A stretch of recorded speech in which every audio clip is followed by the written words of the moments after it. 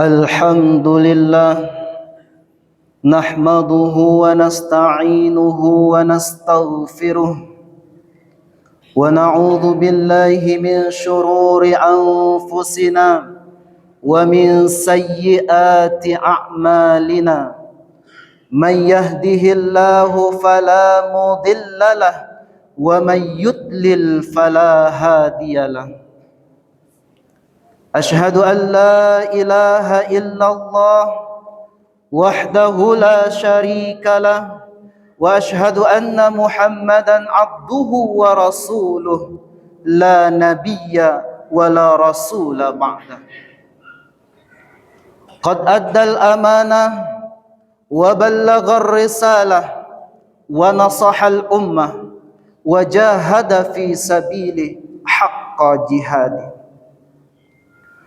الصلاة والسلام على نبينا المصطفى محمد صلى الله عليه وسلم وعلى آله وصحبه ومن سلك سبيله واهتدى بهداه إلى يوم الدين جماعة الجمعة أرشدكم الله أوصيكم ونفسي بتقوى الله ومن يتق الله يجعل له من أمره يسرا ويرزقه من حيث لا يحتسب ومن يتق الله يعظم له أجرا قال الله تعالى في القرآن الكريم أعوذ بالله من الشيطان الرجيم بسم الله الرحمن الرحيم يا أيها الذين آمنوا اتقوا الله حق تقاته ولا تموتن إلا وأنتم مسلمون وقال النبي اتق الله حيثما كنت وأتبع السيئة الحسنة تمحها وخالق الناس بخلق حسن Rawahu Tirmizi, hadis hasan. Sidang jemaah Jumat yang dimuliakan Allah, alhamdulillah kita bersyukur kepada Allah. Kemudian kita bersalawat kepada Nabi besar Muhammad sallallahu alaihi wasallam. Allahumma salli ala sayyidina Muhammad wa ala ali sayyidina Muhammad. Selanjutnya khatib berwasiat, mari sama-sama kita tingkatkan iman dan takwa kita kepada Allah, karena bekal yang paling baik untuk menghadap Allah hanyalah keimanan dan ketakwaan kita. Sidang jemaah Jumat yang dimuliakan Allah, kemajuan teknologi, kecepatan informasi, modernisasi, westernisasi saat ini memang memberikan manfaat yang banyak bagi kita. Semua orang sudah pakai ponsel pintar, gadget. Semua orang bisa bekerja dari HP-nya. Tapi di sisi lain, ternyata kemajuan teknologi membuat umat Islam itu jauh dari Al-Quran. Banyak manfaatnya, tapi di sisi lain banyak pula mudaratnya. Oh Ustadz, kan orang sekarang sudah banyak rumah tahfiz, orang baca Quran. Betul, banyak orang baca Quran. Tapi maaf, banyak kaum muslimin yang baca Quran hanya sampai tenggorokan saja, nggak dapat ruhnya Quran, nggak dapat ruhnya Quran, hanya sampai tenggorokan saja. Kalau hanya baca saja, apakah salah? Tidak, bagus. Nabi mengatakan, man qara'a harfan min kitabillah falahu bihi hasanatun. wal hasanatu bi asyri amsalha. La aqulu alif lam min harfun walakin alifun harfun wal lamun harfun wa mimun harf. Nabi katakan, siapa yang baca Al-Quran satu huruf saja, maka dia mendapatkan satu kebaikan. Satu kebaikan itu dikalikan dengan 10 kali kebaikan lagi. Maka satu huruf itu dikali 10. Nabi tidak katakan alif lam mim itu satu huruf, tapi alif itu satu huruf, lam itu satu huruf, dan mim itu satu huruf. Bagus bacaan Al-Quran kita, bagus. Khatib ngajar semester lalu di IAI Sumbar, itu ada mata kuliah namanya Studi Al-Quran di Barat. Studi Al-Quran di Barat. Bahasa kerennya tuh orientalis. Orientalis itu orang barat yang belajar ilmu timur, terkhusus Al-Quran dan hadis, untuk mencari kelemahan yang ada di dalamnya, gunanya untuk meruntuhkan Islam. Orientalis itu, khatib ulang, orang barat, non-muslim, orang kafir yang belajar dunia timur, terkhusus Al-Quran dan hadis, untuk mencari kelemahan yang ada di dalamnya, gunanya untuk meruntuhkan Islam. Tahu nggak sidang jemaah Jumat? Orientalis itu mereka untuk mencari kelemahan Al-Quran ini, bahkan mereka tuh hafal Quran. Siapa tokohnya? Ignaz Goldziher, Joseph Scott, John Wansbrough, dan kawan-kawannya. Bahkan sampai nulis buku, judulnya itu Mazahibut Tafsir, Mazhab Tafsir. Siapa penulisnya? Ignaz Goldziher. Sampai-sampai mereka tuh kuliah di Kairo, Mesir, merubah namanya menjadi nama Islam hanya untuk mendalami Al-Quran. Kalau kita hanya sekedar baca Al-Quran ini, maka kita orientalis saja tuh sampai hafal Quran, sampai paham Quran. Tapi apakah berpengaruh Quran kepada dirinya? Tidak. Kenapa? Mereka tidak mendapatkan ruhnya Quran. Maka sidang jemaah Jumat yang dimuliakan Allah,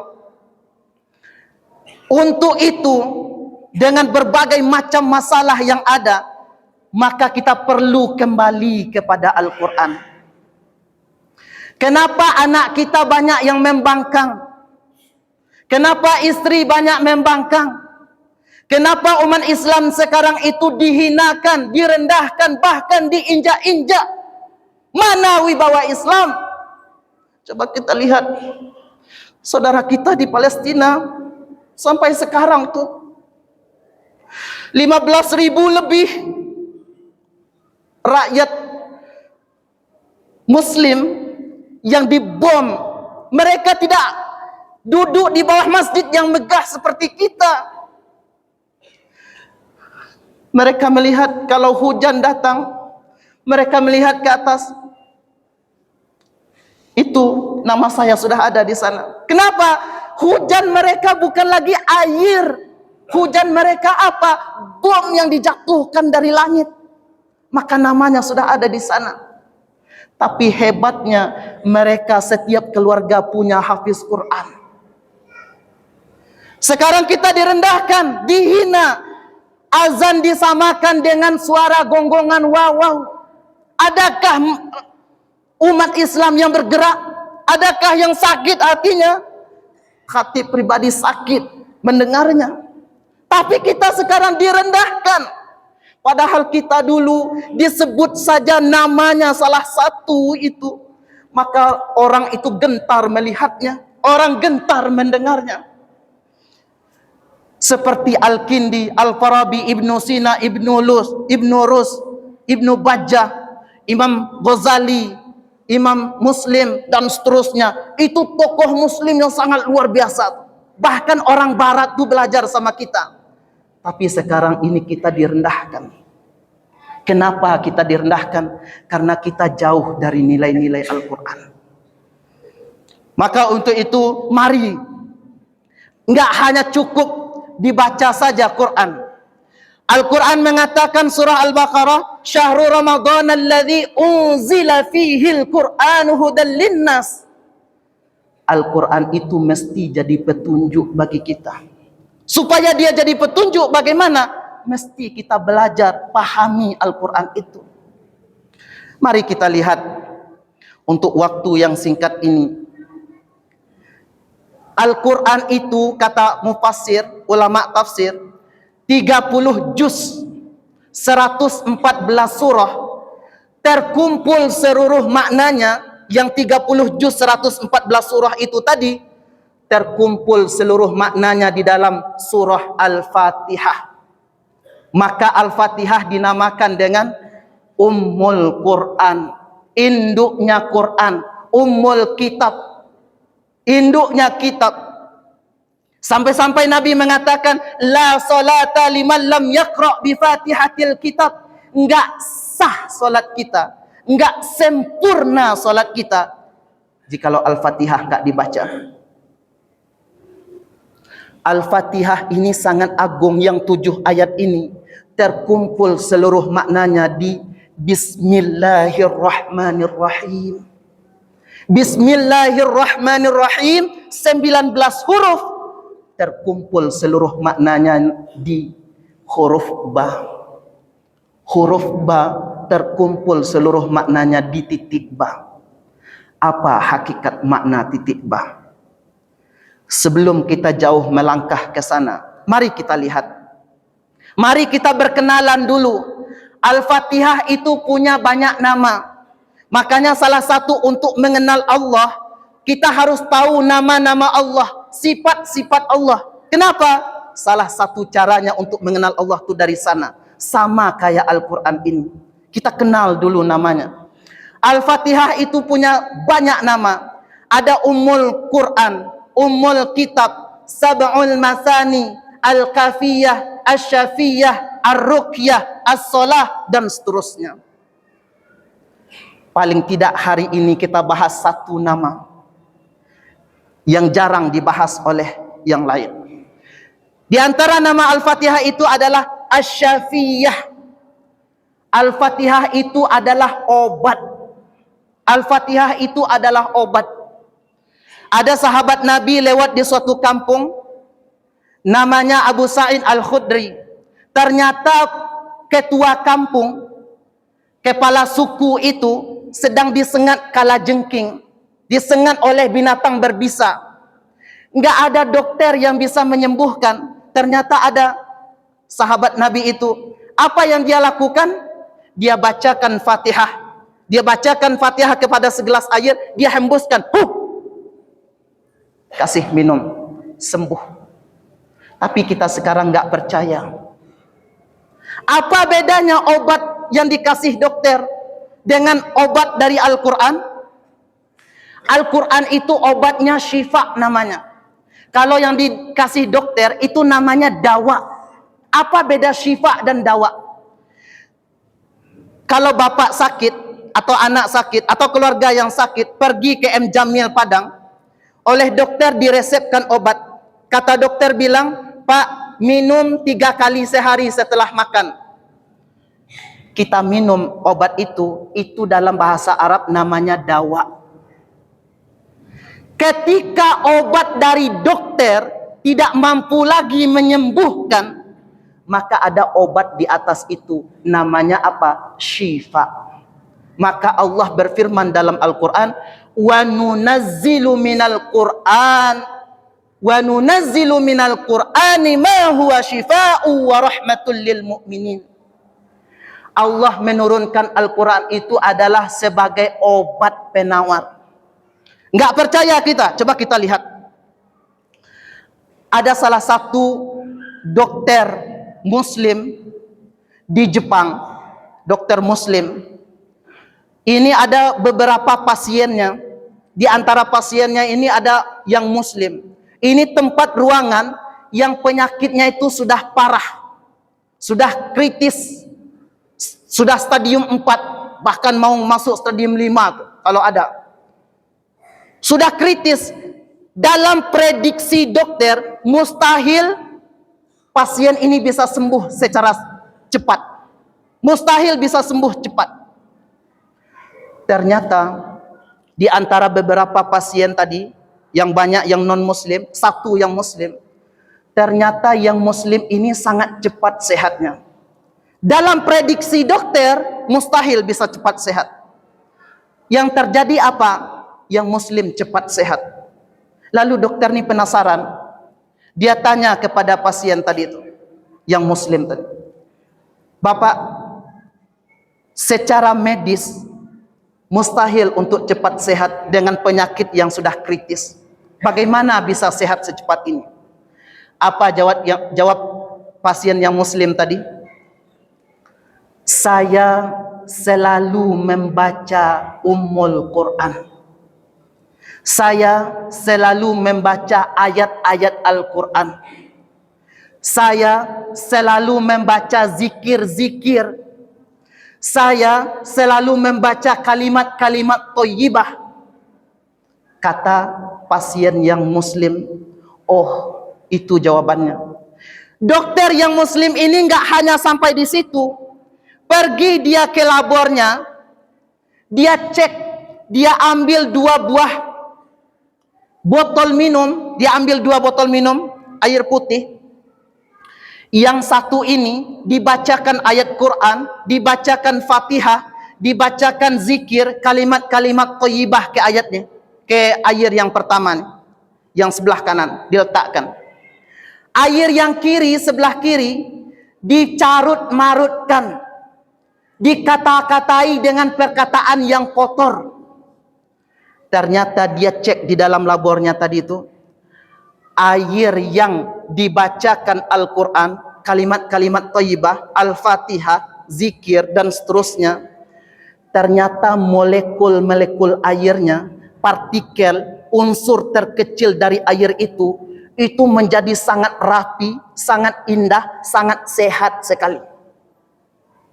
Sebaliknya, air yang dikata-katai dengan perkataan kotor, yang dicarut-marutkan, ternyata partikelnya, molekul-molekul yang air yang paling kecil tuh, ternyata partikelnya itu rusak, hancur, berantakan. Dari sini dia berpikir, oh, ternyata ini jawabannya. Umat Islam dan seluruh manusia, itu tubuh kita ini terdiri dari cairan. Terdiri dari cairan. Bahkan 70-80% lebih itu cairan. Makanya ketika dibacakan Fatihah, dibacakan ayat Al-Quran kepada tubuh, maka darah, cairan yang ada di dalam tubuh itu sehat. Maka yang terakhir, saya ingin juga sampaikan, mustahil kalau ada umat, anaknya umat muslim bodoh, itu mustahil. Kenapa? Kalau dia amalkan ajaran Quran, ajaran agama dengan baik, maka semuanya akan cerdas. Coba bayangkan, pas sujud, ketika kita sujud subuh, salat subuh, itu kan malamnya kita tidur, itu darah tuh enggak sampai masuk, enggak banyak masuk ke otak kecil. Pas kita sujud ketika subuh itu, maaf, pantat kita lebih tinggi daripada kepala kita. Ternyata kenapa bisa begitu? Yang terjadi adalah ketika sujud, darah itu mengalir kepada otak kecil. Sehingga oksigen itu, kebutuhan otak kecil ini penuh. Sesuai porsinya, oksigennya ada dalam otak kecil. Makanya anak-anak kita tuh cerdas. Sekarang terbalik, orang tua bukan membangunkan anak untuk sholat subuh, tapi yang terjadi apa? Orang tua membangunkan anak itu untuk sekolah. Makanya anak kita susah untuk dapat pelajaran. Seharusnya kita bangunkan, nak, bangun sholat subuh, hadap Allah dulu, baru ngadap kepada guru, insya Allah. Nah, inilah. Dan bukti terakhir bahwa obat Al-Quran itu adalah obat, adalah Nabi Muhammad sallallahu alaihi wasallam. Selama 63 tahun umur Nabi Muhammad, berapa kali Nabi Muhammad itu sakit? Selama 63 tahun, berapa kali Nabi Muhammad itu sakit? Ada yang menyebutkan sekali atau 2 kali. Bayangkan berapa kali kita sakit selama hidup kita ini. Kenapa Nabi Muhammad tidak sakit? Karena Nabi Muhammad itu adalah kana khuluquhul Quran. Nabi Muhammad itu adalah Al-Quran yang berjalan. Barakallahu li wa lakum fil Qur'anil azim. Wa nafa'ani wa iyyakum bima fihi minal ayati wa dhikril hakim. Wal 'asr innal insana lafi khusr illa alladhina amanu wa 'amilus salihati wa tawasaw bil haqq wa tawasaw bis sabr. Wa qur rabbighfir warham wa anta khairur rahimin.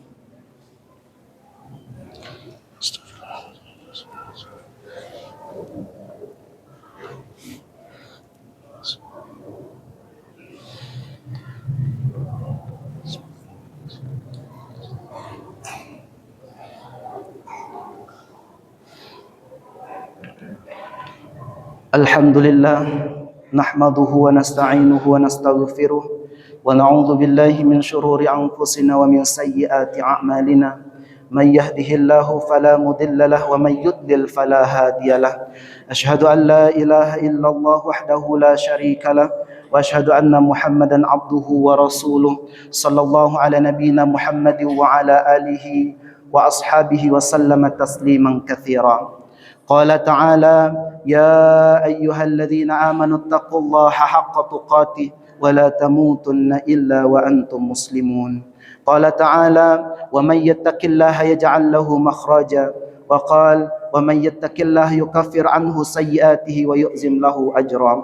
Thumma a'lamu fa inna Allaha amarakum bis salati was salami ala rasulih faqala inna Allaha wa malaikatahu yusalluna 'alan nabi ya ayyuhalladzina amanu sallu 'alaihi wa sallimu taslima. Allahumma salli ala sayyidina Muhammad wa ala ali sayyidina Muhammad kama sallaita ala sayyidina Ibrahim wa ala ali sayyidina Ibrahim wa barik ala sayyidina Muhammad wa ala ali sayyidina Muhammad kama barakta ala sayyidina Ibrahim wa ala ali sayyidina Ibrahim fil alamin innaka Hamidum Majid. Allahumma ighfir lil muslimina wal muslimat wal mu'minina wal mu'minat kulluhum ajma'in birahmatika ya arhamar rahimin. Allahumma arinal haqqa haqqan warzuqna ittiba'ah wa arinal batila batilan warzuqna ijtinabah.